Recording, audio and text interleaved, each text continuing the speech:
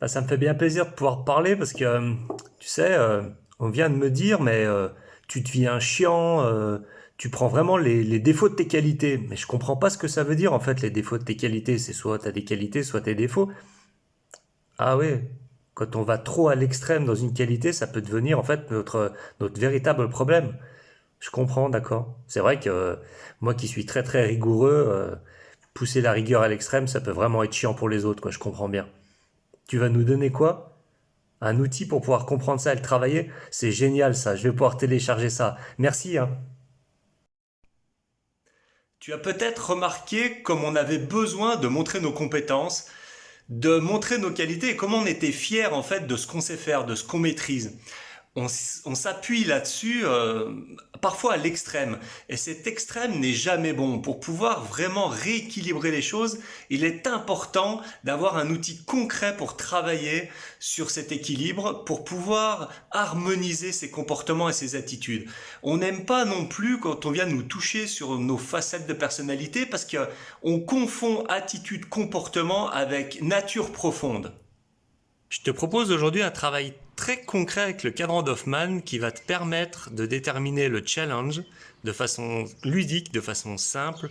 Ceci pour être décomplexé et décompresser un peu l'idée de qui l'on est et de ce que les autres perçoivent de nous dans nos attitudes et comportements. Qu'il n'y a pas de mauvaise herbe, il y a juste une herbe qui n'est pas au bon endroit et que bien souvent nos comportements, nos attitudes ne sont pas adaptés à la situation. Je t'invite à télécharger et à prendre avec toi ta fiche outil en PDF pour pouvoir travailler sur le coaching d'aujourd'hui qui est mieux comprendre ses attitudes et ses comportements avec le cadran d'Hoffman ou aussi appelé le carré fondamental. Pourquoi carré fondamental? Peut-être donner un petit peu d'explication sur cet outil. Donc comme tu peux le voir, il y a 4 cadrans qui représente au départ une qualité que tu peux avoir, une qualité que tu te reconnais. À côté, tu vas retrouver le cadran qui est le piège. Donc le piège, c'est ta qualité poussée à son extrême. Une qualité, si on l'emmène à son extrême, si on l'utilise trop, ça devient le piège. Et d'ailleurs, on est enfermé à l'intérieur, on ne peut pas fonctionner autrement. L'inverse positif pardon, de ce piège, va être le challenge. Si tu repars de ce challenge et que de nouveau tu pousses à son extrême le challenge, ça va t'amener à tomber dans l'allergie. Cette allergie est aussi un comportement ou une attitude qu'on reconnaît chez les autres et qui bien souvent nous hérisse le poil. Quelque chose qu'on ne supporte pas chez l'autre, qui est bien souvent l'opposé d'une qualité qu'on a. Dans l'exemple, j'ai mis la notion de ponctualité. Ma ponctualité, si je la pousse à son extrême, ça va certainement me faire avoir des comportements de tatillon sur l'heure, de ne pas supporter le retard des autres. Je vais montrer la montre à tous ceux qui arrivent en retard, je vais faire des remontrances et je vais devenir très tendu, peut-être même un peu agressif, être dans vraiment le côté du piège de ma qualité. L'inverse positif du coup de ce piège serait j'ai de la souplesse, je suis tolérant, c'est-à-dire que je respecte les horaires, mais je sais avoir une grande tolérance si ça dérape. Je sais comprendre l'aléa, je sais accepter qu'il puisse y avoir des problèmes sur la route, des bouchons, que la personne puisse avoir une problématique et arriver en retard. Je ne vais pas être dans la résistance, je ne vais pas être dans la confrontation avec une personne en retard. Avoir une grande compréhension du retard des autres, pousser à son extrême pour être vraiment à au non-respect pardon, des horaires. Là, je vais carrément arriver avec 3 heures de retard. Je vais être dans un comportement de gens foutistes.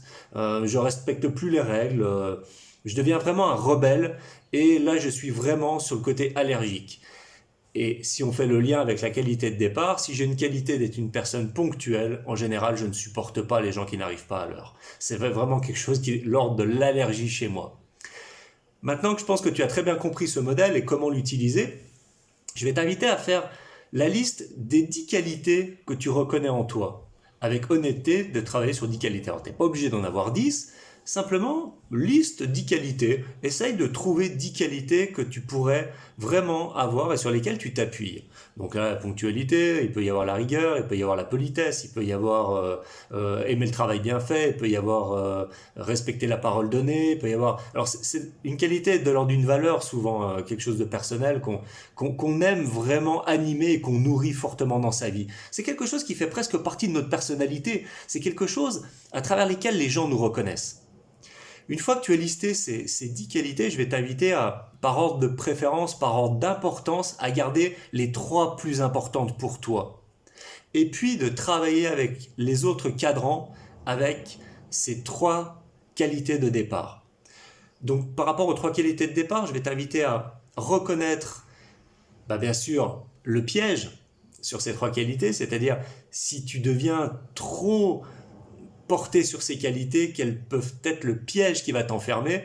On a vu le piège de la ponctualité, il peut y avoir le piège de la rigueur, à être trop rigoureux. Quel peut être le piège? Si je pousse ma rigueur à l'extrême, je vais devenir quelqu'un d'intransigeant. On voit bien que pousser à l'extrême, ça va créer une forme de rigidité. Cette rigidité n'est jamais vraiment agréable pour soi ni pour les autres. Je vais t'inviter après à venir reconnaître le challenge. Donc comme tu peux le voir dans le schéma, le challenge est l'opposé de la qualité fondamentale et ces 2 carrés sont en vert. C'est-à-dire c'est les 2 carrés plus qui vont t'amener à équilibrer pas ta personnalité, simplement tes comportements et tes attitudes. Et les 2 rouges sont les 2 négatifs qui peuvent t'amener justement à avoir des moins bonnes relations sociales et même de moins bonnes relations avec toi-même, parce que quand on est enfermé dans notre piège et dans notre allergie, ça devient même insupportable des fois pour nous. On ne se supporte plus parfois dans notre problématique, dans nos extrêmes.